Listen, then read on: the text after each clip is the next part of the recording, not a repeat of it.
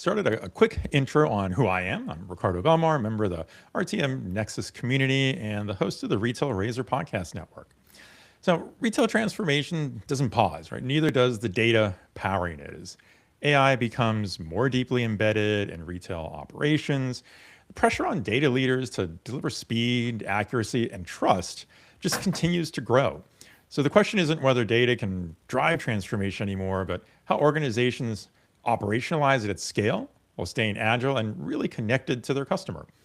Today's conversation is Retail Reinvented: Trusted Data for AI, Agility, and Customer Connection, Part 2, presented by RTM Nexus in partnership with Stevo Systems. And for those who may not be familiar, RTM Nexus is a retail focused community and platform that brings together retailers, brands, and solution providers through curate events, content, and conversations like this one. The goal is to create a space for honest, practical discussions around what's really happening inside retail organizations and talk about what's actually working. We're continuing this conversation today with two leaders who are deeply involved in that work. I'm joined by Anya Dillard, North America Retail Practice Lead at Stevo Systems, who brings more than 30 years of experience across retail analytics, master data management, and data governance, and Michael Fulton, Senior Director of Data Science and Visual Analytics at PVH Corp, who's spent over 20 years helping retail teams turn data, analytics, and AI into real, measurable business impact. So together, we're going to dive into how retailers and brands are moving from strategy to execution using trusted data to fuel AI initiatives, enable smarter decision making, and remain resilient in a constantly changing retail landscape. So, welcome, Anya. Welcome, Michael. Let's jump in. Thanks for having me. So, to kind of start us off, we're coming off the heels of the NRF show, retail's biggest annual event, just a few weeks ago. And one thing we kept hearing, of course, outside of AI in general, was about trust. So, I want to ask you, why do you think trust, specifically trusted data, has risen to the top of the retail conversation right now? I'll take this one first. I think AI already comes with its own set of challenges, like hallucination.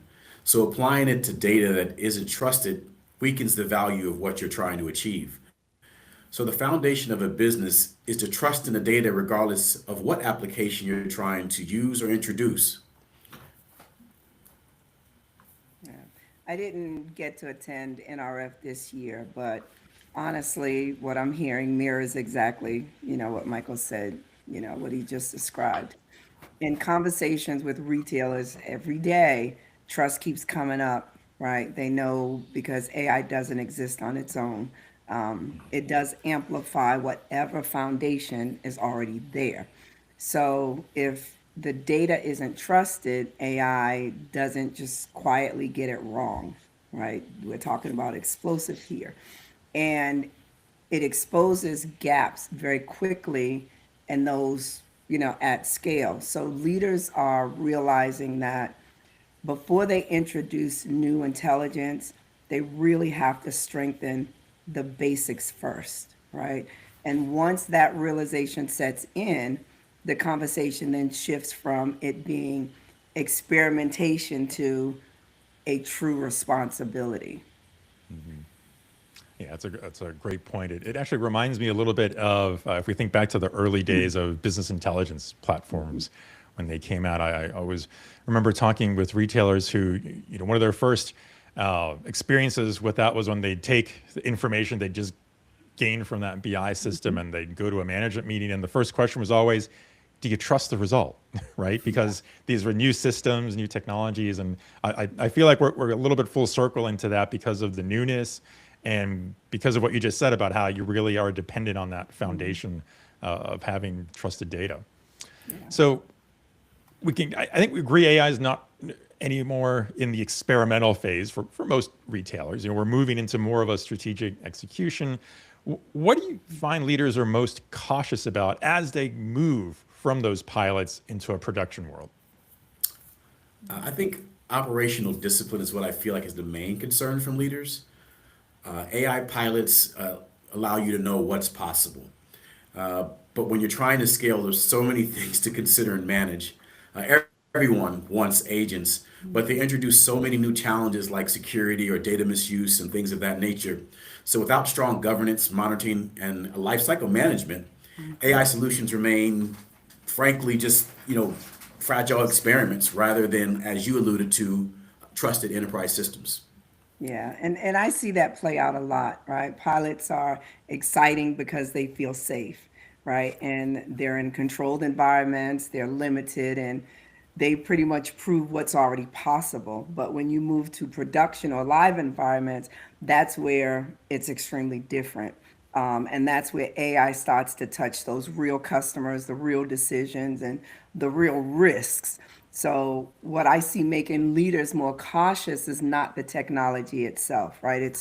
It's whether that organization is actually ready to support it day to day.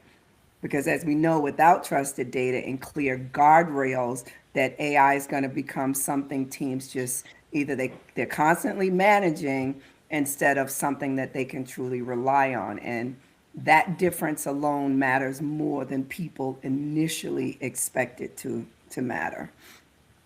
Yeah, I think I have to agree with that. I often feel in talking with retailers that because AI is this, in so many ways, this new shiny object that we all want to apply everywhere, there's sometimes a tendency to forget that, like any new technology you deploy, there are a lot of rules and things that you follow in any tech project, right? And how you deploy it, how you test it, how you scale into production. And those rules haven't changed, right? We still have this, follow those same processes. Just because it's AI that's being deployed into production doesn't mean that the methods you use to do it are any different than Right. previous technology. In fact, they're probably more important, to your point, right? Yeah. Yeah. So where do you see data trust breaking down most often inside retail organizations today? Well, you alluded to it, regardless if it's AI or a BI system, a lack of transparency of where the data comes from is often where the business gains mistrust. Like two reports may show similar metrics, but be sourced from different systems. That leads to basically different definitions or different values. When users can't, trace back like where the outputs generate from, then they question the metrics, and instead of acting on them, they basically you just end up debating and all of this churn and just like a waste of time. Yeah, yeah, and that's where things start to break, as he said. But what tends to happen next is that the lack of transparency shows up less as data issues and more as a behavior issue. So teams do hesitate, right? Meetings run into debates instead of decisions. Who owns what, who did what, why they do it, and why we still doing it. And you start to see like workarounds or folks second guessing, why we have the information that we do have. And at that point, the issue isn't analytics anymore, it's the alignment, right? And when the Right. alignment breaks down, the momentum isn't far behind. Right. It's, Yeah. it's not far behind. Yeah, that's very true. You can't really have the level of trust that you want, both in the outcomes and the output, if you don't have transparent communication, if you don't have clarity around that transparency, so that everyone understands equally where is this coming from, what is this telling us, and how do you move forward from it and take action with it. So for executives who know that trust matters, oftentimes they just don't know where to start. So what would you suggest is the most practical first step? I'll take that one first, Michael, if you don't mind. So Ricardo, I think the incremental approach here is critical, right? Too many organizations, they try to solve trust everywhere all at once, and they end up solving nothing at all, right? And the strongest results come from when leaders then they start to focus on the data behind the decisions that matter most, like pricing, assortment, availability, even customer promises, right? And they make those outputs reliable and explainable, right? So when the business starts to see consistency in those areas, that's where the trust naturally over time, comes into play, and we become comfortable, with now we understand what's happening. Things are great. So usually you think about confidence. It then begins to replace the skepticism that everyone has had and has been operating on. So the consistency, I believe, is probably what's most important here, so that you don't end up going backwards and doing the same things over, and yielding no different results. And I'll say my opinion is start small. I feel like the most practical first step should be to define ownership and standards around a small set of critical metrics and data products. Start with some impact use cases, document definitions, data sources, logic. Once again, tying back to the transparency that we talked about before. Because if you build that trust incrementally and consistently over time by delivering basically a few reliable examples, then trying to basically do everything at once, I think you'll kind of gain that ultimately that trust. Yeah. Yeah, I think those are all great points. I heard a really good focus on taking an incremental approach, being clear and structured and where the ownership lies. What are the specific use cases you want to tackle? I think I heard you kind of both kind of allude to the same point, that you can't decide to do 100 things at once, because then none of them come out right? You need to pick one to start, then pick 2 and 3 and keep building, and be clear and transparent in how you're doing it, and keep that consistency so that everyone else outside of that core team that may be implementing this knows what to expect. And obviously, I think that should always lead to better adoption, right? Yeah, and if you think about it as a workflow, right? You're going through the process, but if you've not completed steps 1 through 3, you can't expect, 7 and 8 to work That's for right. you, right? So it's just having clear understanding as to who's doing what they're doing, and where they're getting the information from, so that workflow becomes, a seamless, frictionless transaction. Yeah, yeah. No, I think that makes great sense, to take that kind of a measured and consistent approach. So if we look ahead now and we think about, over the next, say, 12 months, how do you see trusted data shaping a competitive advantage in retail, especially as we're looking to all these, AI implementations? I think over next year, the competitive advantage will actually shift from those people who are kind of doing that experiment AI pilots now to who can deploy it reliably at scale. Retailers with trusted, that kind of theme that keeps coming up, that trusted, well-governed data will move faster because they can then basically embed AI into their decision making. And those without it will basically be stuck with a bunch of pilots. So trusted data becomes a difference between those who are basically succeeding and failing. Yeah, and I think part of the concern becomes, what are our core drivers, right? Who's leading? Who's hesitating? Where do I join the game so that I'm making dependable decisions going forward? That AI is pretty much what retailers think that I gotta have it, and my Right. work, I can't grow my business. It's my revenue looks crappy. Like, they think of all of these things, but the one thing that they're missing is the foundation, and that's your data, because AI is only going to give you, what your data looks like, good, bad, or indifferent. It'll amplify it, so if that's what you want your customers, to look for, then have at it. But, again, it's like we've said over and over, you've got to be willing to embed the AI into those everyday workflows, but you do it as a dependable decision partner. You don't make it your, primary or foundation, because AI is totally, it's an enhancement to what you have. So, and not just over the next year, I think it's going to be over the next 5-10 years, because we've been having this conversation about AI for 2 years now, Right. right? And some people have made some decisions to do the right things, where others are like, yeah, I'm just going to wait it out and see what happens. But what's happening is they're getting left behind. Yeah. And I think you said something critical there was like the amplification, right? So if you don't have trusted data, right, and you're putting it and stacking it on top of poor data, you're just going to amplify your problems and once again just cause unnecessary churn and that misuse and trust, right? Like I can't trust this AI. I'm going to go back to doing this manual way or go back to this other systems when you're trying to basically advance your business. You're trying to basically have that thought partner with this wonderful tool, but like that, I feel like that amplification is a great way, or it can be scary in that if it's not trusted, but it can actually be a beautiful thing if Hmm. you actually do trust the data. Yeah. It's what we call the Porsche with the Volkswagen engine. Right. You're gonna pull up at a gas station and probably can't put the right gas in it. But yeah. Right. Right, right. Well, and I guess I would say kind of goes back to what was said earlier about that incremental approach.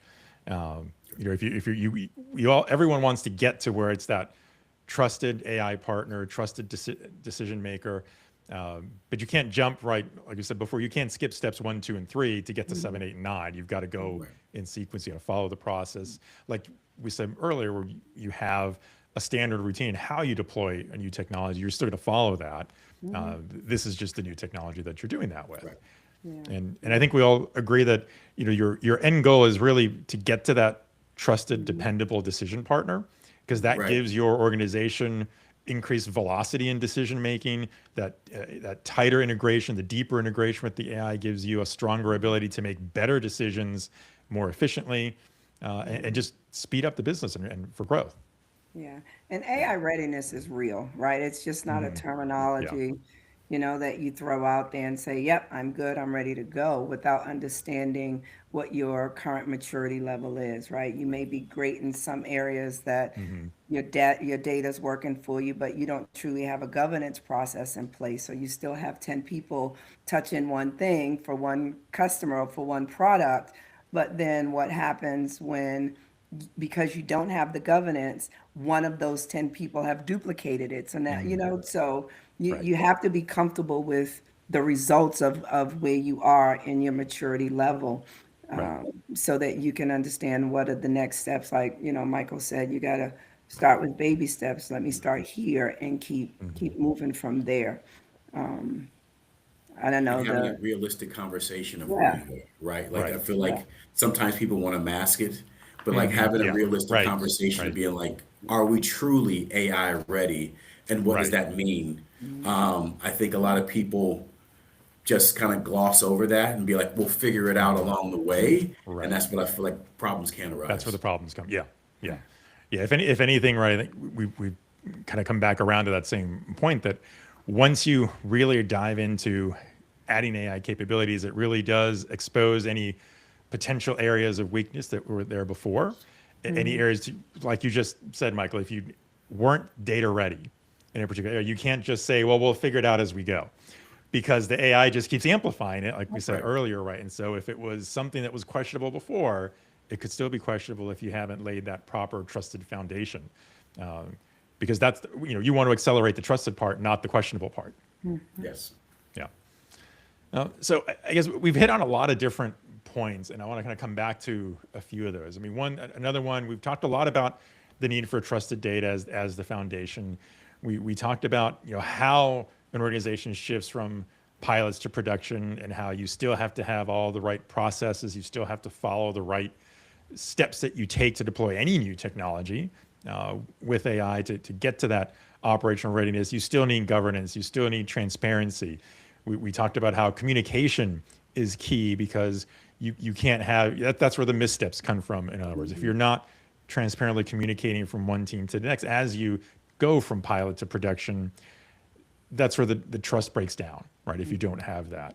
And that shows up as misalignment. I think, Anya, you mentioned that earlier, that leads to misalignment. And so then you're not getting the benefit of the better decision making that you hope to get by leveraging AI, because you have that misalignment. So you have to agree on these things up front. You have to know that the data sources can be trusted. You have to know that you have all the definitions. Everyone involved agrees on the goals, the scope, what the mission is with it. And I think we've said now at least 3 or 4 times that incremental approach is the way to go, because that helps you maintain control. It helps you keep the trust, and it helps facilitate better transparency and communication from team to team and group to group so that you are getting the best outcome from the AI project that you're trying to put into production.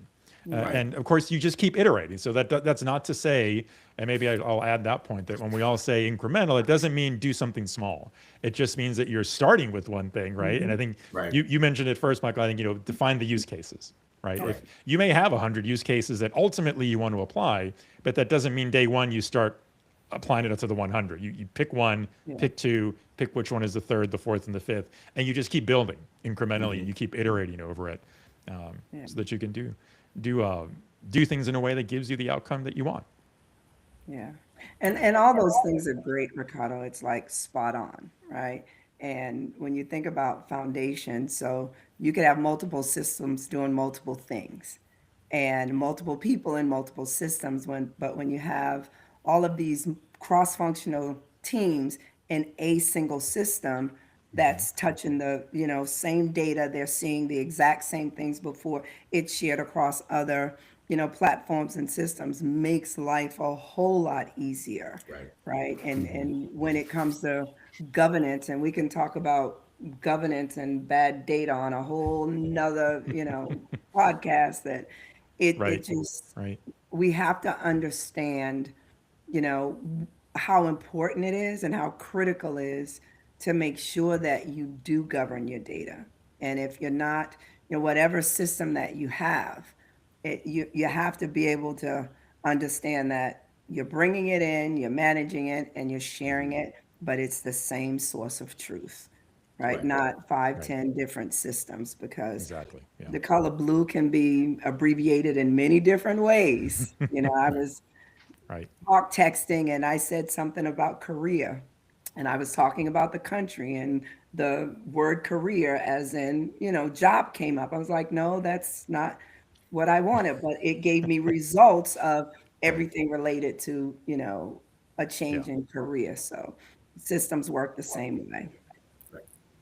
And the ability to, like, regardless of your system or anything else, people want to be able to make decisions fast without trusted data. Like I said earlier, like that churn, that unnecessary of two departments or two people having to go back, being like, why are our numbers not matching?